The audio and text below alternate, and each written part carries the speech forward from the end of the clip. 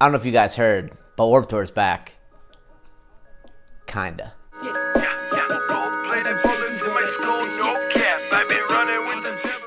So let's unpack this a little bit. Is Warped Tour back? I mean, it didn't really go anywhere. The tour just wrapped up a couple months ago. But yesterday, Kevin Lehman, the founder of Warped Tour, sent out this tweet right here. And that tweet sent the internet, at least our little circle of the internet, into a buzz. You keep hoping bitches like you, I just make my mama proud. Yeah. They keep saying they gon' run up, but they not around. See you bought some followers. Is Warped Tour really back? Probably not.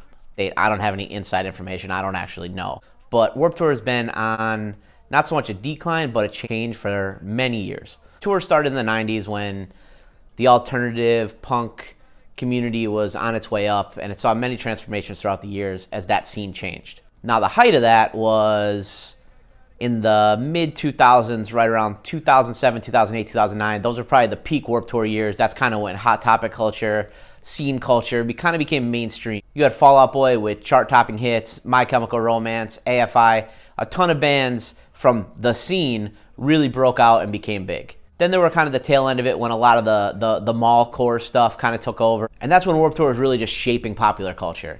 That's a good thing.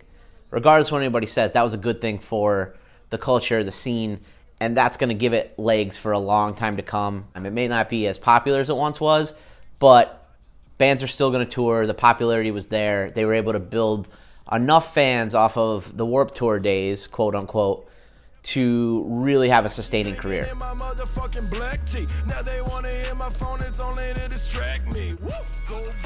Now, what does this tweet mean? I wouldn't say that it means Warped Tour is back. Kevin did say that he would be doing something for the 25th year of Warped Tour last year when he announced that the tour was going away. I actually think this is a brilliant business model. He said none of us know actually what's coming.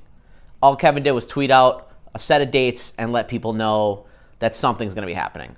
What I find most interesting about this is there is a gap in that world.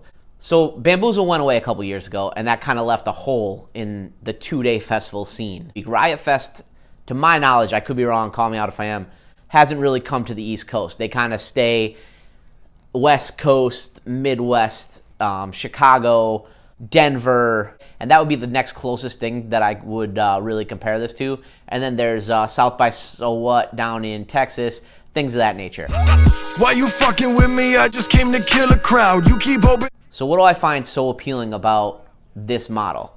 Well, you see, scene kids, quote unquote, myself included, whatever you want to call yourself, that were kind of coming of age during that big bloom of pop punk, screamo, post-hardcore, emo, hardcore bands of that nature in that second coming. They're now coming of age where they're in their late 20s, in their early 30s, in their mid 30s.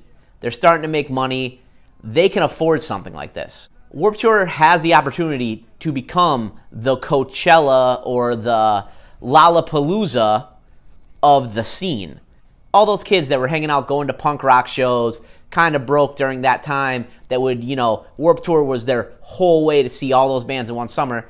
Now they have a little bit of change in their pocket. Things have changed in their life. They can afford a little bit more expensive ticket where you can bring in a ton of big headliners and really make Warped Tour, especially the 25th anniversary, something huge. Now, I don't know if it's going to go anywhere past this year, but if it was to, I think it's a sustainable business model if done right, and we all know that Kevin, everything he's done so far for Warped Tour has really worked out for him. So all this is just me speculating. I don't actually know. I don't have any inside information. I don't know anything about it, but I could really see Warped Tour becoming a West Coast, East Coast, maybe middle of America thing where there's 3 different dates throughout the year, a bunch of big headliners that can fly in, play a date. It'd be more appealing to them.